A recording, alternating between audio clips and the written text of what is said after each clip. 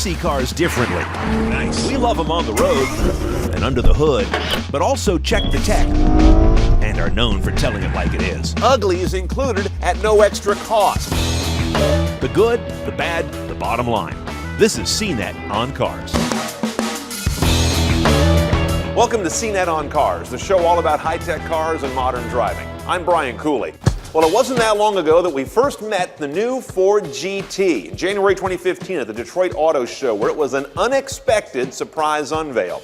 And the initial story was lots of power, audacious styling, exotic materials. To be honest, we've heard that song before in the supercar canon. What was really interesting was our more recent trip to Ford's Silicon Valley Research Institute, where we got to look at the car from a different angle and learned that less truly is more when it comes to the new GT.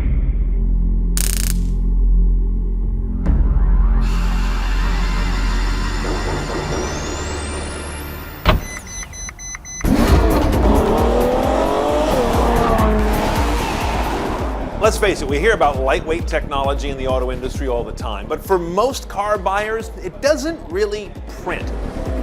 But what lightweight is all about is everything that a vehicle's all about. Better performance, better fuel efficiency, which leads to lower emissions, and better handling dynamics in every direction the vehicle goes.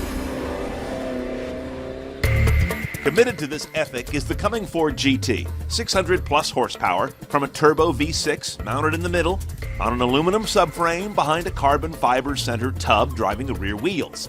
To be honest, that architecture has been done before. And you can buy a 700 horsepower Dodge Challenger for 60 grand. So what's really going on here? It's how the new GT will seek performance by burdening itself less, lighter weight, and less envelope, the vehicle's physical outline. It's the essential story of this car. Now, Raj, this is such a big effort. You've got a car with incredible performance, but it's got less weight, less bulk. Right. Well, performance, now is a lot about efficiency. If you look at our latest F-150, all aluminum body, we took more than 700 pounds out of that vehicle. And all the attributes get better when you take weight out. Improve your fuel efficiency. We can soften up the suspension. The ride gets better. So it all feeds on itself. Some of the parts we're seeing that you're also displaying here have a lot of carbon reinforced plastics, things that were exotic and used in small volumes. You're seeing this as a high volume technique to make a lot of parts in affordable cars? Well, we can use performance vehicles to prove out some technologies and then bring it to high volume. Iterate the designs, take those learnings and bring it to high volume mainstream manufacturing. So what used to be win on Sunday, sell on Monday is now lightweight on Sunday, sell on Monday. Right? Absolutely. For the engineer, it's win on Sunday and then take that and mainstream on Monday. How important is it to use carbon fiber versus aluminum? Carbon fiber is lighter and it's strong. And as a designer, what it does is it gives me greater flexibility to create unique forms that I can't create in steel and aluminium. So now these flying buttresses are one that you point out. Why couldn't you have made those flying buttresses out of aluminum? We hear that all the time. We couldn't have done that in metal. Steel or aluminium needs to be pressed. You need to have a die and it's pressed, and you have maximum draw depth, and then you have radiuses which are really restricting based on your maximum depth of draw. It would tear or be too thin? It would tear, it would be too thin. I wouldn't get the draw depth between this point and this point in a tool. One of the first things you notice as you come back like so is this thing gets real narrow real fast. In fact, you can reach across and touch the other glass. There's three key factors in creating the ultimate performance car. One is lightweight. Second is aerodynamics. It has a really tapered cabin. It's really narrow at the cabin, and it allows us also to manage the airflow much better than on a traditional full volume car. This tapering here helps the wind see less car as it's coming. Yes. We would normally think the face is kind of where it all ends. So a normal car, you would fill out this volume. You would just have a the glass would be here, but imagine how much. That's a foot. That's, on each side, That's which I'm not pushing through the air. We're managing the airflow to direct it straight onto the aero devices like the rear wheel. Which is interesting. We hear so much about lightweight of products, but it's also light footprint. The rage in supercars these days has been hybrid. Porsche's 918, Ferrari's LaFerrari, the McLaren P1. But to stay light and lean, Ford skipped the added motor, big battery, and the inverter that would have meant weight and volume to put somewhere. Less under the skin means less skin to move through the air. Main reasons we chose this engine is it is compact. It's one of our mainstream engines. Yeah. Yes, it's got a little bit, few of the components are a little bit more exotic. Little more. But the foundations of this car are the same that's in your F-150. And it allows us to shrink wrap all this body around this engine. It also produces high power. Over 600 horsepower from this engine. It's also fuel efficient. If we didn't need the extra 2 cylinders, why do we need to put them on? If they added weight and they added fuel consumption and they added mass, why did we need them? As I look at it here, I see these buttresses come back, and they seem to almost be supporting these pods over the rear wheels. What's in there is an intercooler. There's a vent here. There's a grill in the front there. There's a grill. It's an intercooler and radiator.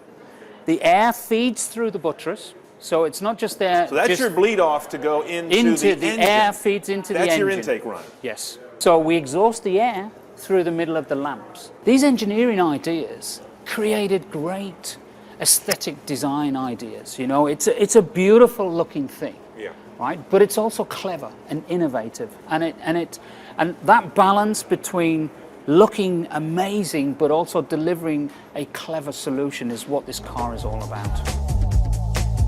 Now, lightweight technologies do have some hurdles. They tend to be exotic in terms of rapid workflow and production. They tend to be more expensive right now, as we've heard about some of the carbon fiber technologies. And let's face it, the auto industry is one that is known for inertia, doing things the way it's done things, although that's changing quite a bit lately. Still, the GT's wholesale lightweighting approach is a leading-edge look at what is and will increasingly happen to mainstream cars. Lightweighting is no longer optional or limited to cars in the stratosphere like this. It makes every motion a car accomplishes better and does it with less energy.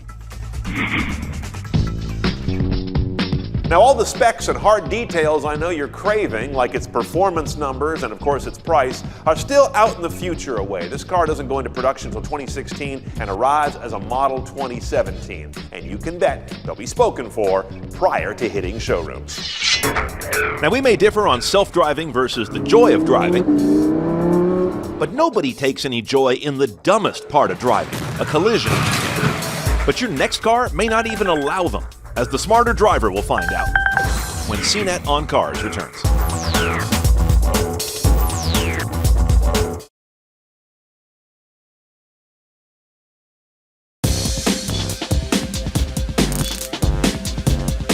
Along the way to the fully self-driving car, we're going to make a few stops, one of which will be the crash-proof car. The concept is a car with sufficiently sophisticated driver assist technology that it can avoid or alert you to avoid almost any collision. ESP initiates a one-sided braking intervention that can move the vehicle out of the danger zone. That's a talent that is distinct from being able to drive itself. Volvo's new XC90, for example, is a first step toward its goal of crash-free, or at least injury from crash-free, cars by 2020. Among the tech to get it there is automatic braking to prevent frontal collisions, automatic braking to avoid turning left into oncoming traffic, pedestrian and animal detection, road edge and barrier detection, adaptive cruise control with steering assistance, and vehicle-to-vehicle communications. None of this is science fiction, although the V2V technology is still being brokered between regulators and car makers. At CES, Ford gave a very realistic look of coming V2V technology that can let cars signal each other. Wow! Providing another layer of inputs to help them avoid collisions. A really important and efficient way to warn someone is the audible warnings. I heard a Exactly. Okay, which means get out the way. Warning, exactly. BMW is showing how an array of laser scanners looking out from around the car can detect almost anything that is about to occupy the same space as the vehicle, the purest definition of a collision, from another car to a pedestrian to a wall. And we need to keep in mind that the driver is the best sensor that we have. However, drivers do tend to get distracted, and we need to bring him back into the loop, which we do by providing the warning and assisting him with the braking situation. The European Union is aiming for 0 road fatalities by 2050, and sooner than that, cutting them in half by 2020, largely relying on these kinds of technology bundles. Even in showrooms today, it pays to double-check if the car you're considering buying has as many of these technologies as possible on the march toward crash-proof driving. Welcome back to CNET on Cars, coming to you from our home at the Mount Tam Motor Club, just north of the Golden Gate Bridge. Well, it's early days for the Apple Watch, of course, and separate from Apple's incursion in the dash with their CarPlay technology, the watch is already getting a bit of a head start on a lot of wrists as a way to make driving perhaps a little easier, hopefully a little better. Makes for a good Car Tech 101.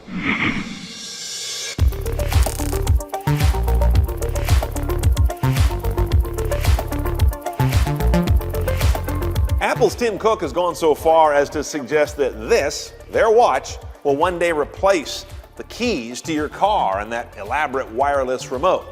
We're not quite there yet. However, even in these early days, we're seeing a fair number of apps being offered by car makers and other car technology companies to hopefully make driving a little simpler, a little easier, a little better because you're wearing something smart on your wrist. BMW's iRemote was the first Apple Watch car app we ever saw. It came out on the debut day of the watch, and it works with the company's i line of highly electrified vehicles. You can do what is basically telematics that you're used to on your phone, but now on your wrist. Check the charge of your car. Lock the doors, unlock the doors, get guidance back to where you parked it. Precondition the climate. You can do that easily because it's an electric car. It doesn't really need to start the engine in any sense. And you can also see how the charge is going to map out to where you might want to go. The car will even, through that watch app, suggest the best time to leave to use the least electricity to get there. But again, not really anything you couldn't do on your phone already. Ditto for Porsche's app, which is the same basic basket of telematics, although it works in a broader, more conventional array of their cars. They apply it to Cayenne, Macan, and a few others, as well as their 918 hybrid supercar, but we're basically still in the telematics area. Hyundai's Blue Link app is actually on Android first, since that was the first smartwatch platform of any scale, but as of our show today, it's still in the process of being ported to Apple Watch. Now, Automatic's a popular app you put on your phone. It talks to an OBD2 wireless dongle you stick up under your dash. And it gives you all kinds of information about your trips, your driving style for economy or safety, also where you parked your car and which trips you want to tag as expensible for business. Now, in terms of their watch app, they've chosen to keep things pretty lean and taken just those last two functions, where's my car, and tag this trip as business expense, and port those to the watch as the primary functions. They can bring everything there, they're just not sure it all belongs here, which I think is good savvy restraint. Now, Pay by Phone is one of the class of connected parking apps that lets you check your status at the meter, feed the thing, find parking spaces in some cases of these apps. It seems like a natural to have on your wrist. That's when you're away from the car, but you want to have a very quick glanceable reminder that, hey, your time is running out, and perhaps you can extend the time right from your wrist.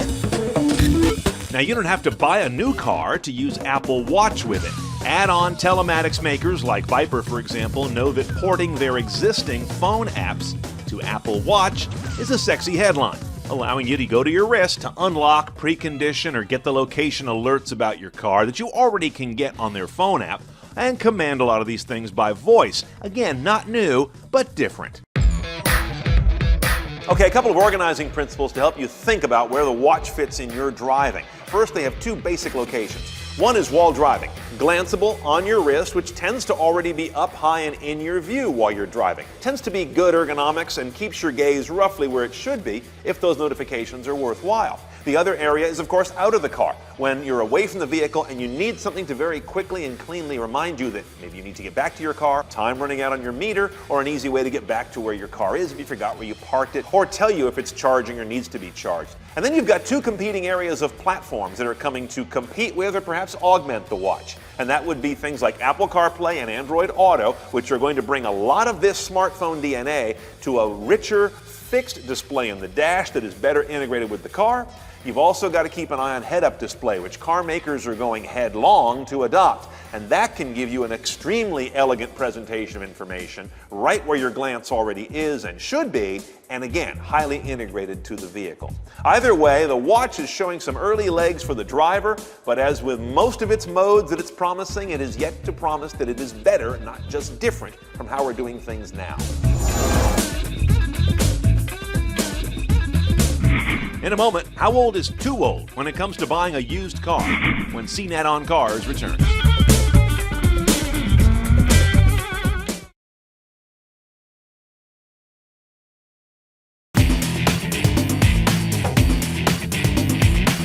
What Jaguar needs is a small family exec saloon, something to really hammer home to the Germans just how good Jags can be.